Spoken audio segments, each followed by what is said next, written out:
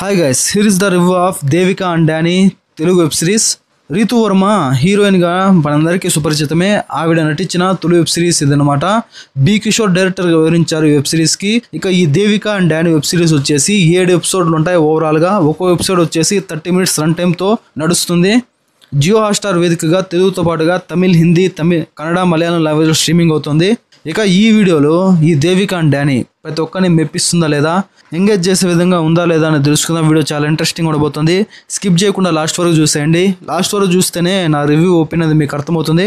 ఇంకొక చిన్న రిక్వెస్ట్ ఏంటంటే, ఎలాంటి మంచి కంటెంట్ ఉన్న movie information videos, movie reviews కోసం మన సినిమాటో ఛానల్ సబ్స్క్రైబ్ చేయండి, లైక్ చేయండి, కామెంట్ చేయండి, hit the bell icon also for more updates.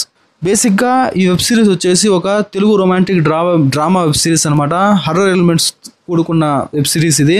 అంటే హర్రర్ అంటే పూర్తిగా హర్రర్ వైపు ఉండదు, హర్రర్తో పాటుగా కామెడీని కూడా యాడ్ చేశారు. ఈ Devika and Danny web series ఎలా ఉందనే విషయానికి వస్తే, ఇది ఒక యావరేజ్ వెబ్ సిరీస్. ప్రతి ఒక్కరిని ఇంప్రెస్ చేస్తుంది. అలానే హై లెవెల్లో హై పిచ్ ఉండదన్నమాట. బేసిక్గా వెబ్ సిరీస్ స్టోరీ ఏంటంటే, రామాపురంలో రీతు వర్మ అదే నందన్ ఒక స్కూల్లో మ్యూజిక్ టీచర్గా పనిచేస్తుంటుంది. తండ్రి మాటే శాసనం అనమాట. తండ్రి మాట జవదాటదు. అలా అని చెప్పిందే జగ్గు అలియాస్ జగన్నాథాన్ని, అదే సుబ్బరాజుని పెళ్లి చేసుకోవడానికి సిద్ధమవుతుంది. అదే సమయంలో డానీ సూర్య వశిష్ఠ పరిచయం అవుతాడు. వీళ్ళిద్దరి మధ్య పరిచయం కాస్త ప్రేమగా మారిపోతుంది. అప్పుడే డానీ మనిషి కాదు, ఒక ఆత్మ అని తెలుస్తుందన్నమాట.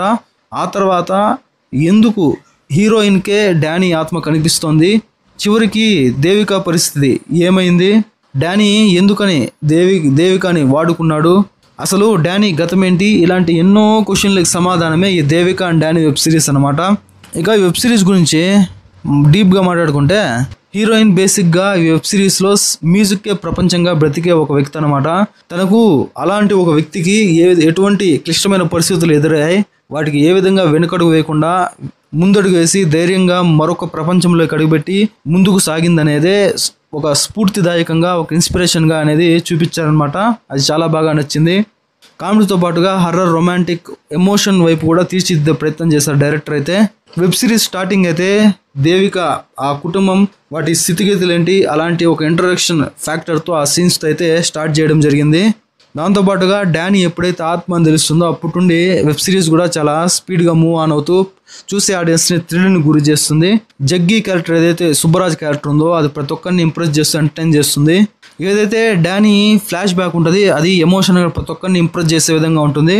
ఆ ఫ్లాష్ బ్యాక్లో చాలా రోజుల తర్వాత సీనియర్ యాక్టర్ అయినటువంటి కోవై సరళ ఒక క్యారెక్టర్లో ఆ ఫ్లాష్ బ్యాక్లో వచ్చి ప్రతి ఒక్కరిని ఇంప్రెస్ చేస్తుంది.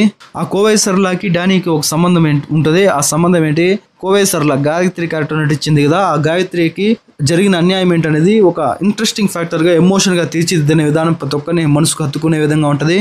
ఇక డానీ తన రివెంజ్ కోసం దేవిక ఏ విధంగా సాహసాలు చేసింది, ఆ ప్రయత్నాలన్నీ కూడా ప్రతి ఒక్కరిని మెప్పిస్తాయి. ఆమెకు హెల్ప్ చేసే క్యారెక్టర్లో సుబ్బు క్యారెక్టర్ కూడా కామెడీని పంచుతుంది అనమాట. చివరి 3 ఎపిసోడ్లు అయితే ప్రతి ఒక్కరిని ఇంప్రెస్ చేసే విధంగా ఉంటాయి. స్క్రీన్ ప్లే పరంగా కూడా గ్రిప్పింగ్గా తీర్చిదిద్దారు.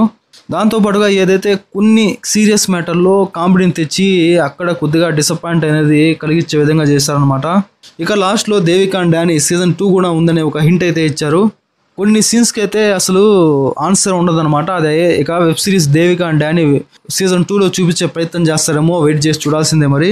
ఇక ఫ్యామిలీతో కలిసి ఈ వెబ్ సిరీస్ చూడొచ్చా అంటే, ఎటువంటి ఇబ్బందికర సన్నివేశాలు కానీ, బోల్డ్ కంటెంట్ కానీ, బోల్డ్ సీన్స్ కానీ, బ్రుటల్ సీన్స్ కానీ ఉండవు అనమాట. ఫ్యామిలీతో కలిసి చాలా చక్కగా వెబ్ సిరీస్ అయితే ఎంజాయ్ చేయొచ్చు.